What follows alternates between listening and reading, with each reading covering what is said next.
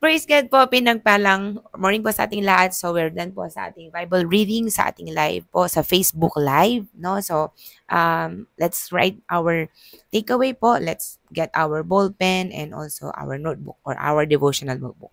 Pero nice ko po na din po sa Job chapter 28 kasi po binasa natin chapter 26 hanggang chapter 35. So, ang takeaway ko po sa chapter 28, verse 28 din. At sabi niya, at sinabi niya sa tao, ang pagsunod at paggalang sa Panginoon ay karunungan at ang paglayo sa kasamaan ay siyang tunay na kaalaman. Boom! Doon na po tayo. So talagang kailangan po natin manatili, no, na sumunod at paggalang sa Panginoon at karunungan. Wala po siyang sinabi na kapag meron na tayong dinaranas ay hindi na tayo dapat sumunod at gumalang sa Panginoon.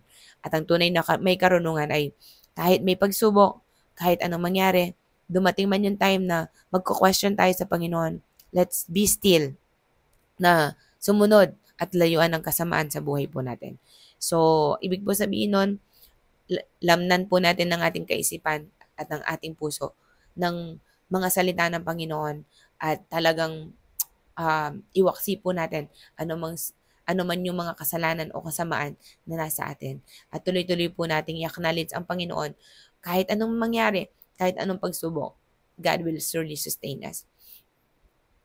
Abangan nyo po yung pagtapos po ng Book of Job, kung paano po yung natanggap na pagpapala ni Job dahil sa kanyang pananatili sa Panginoon, kahit may matinding pagsubok siya.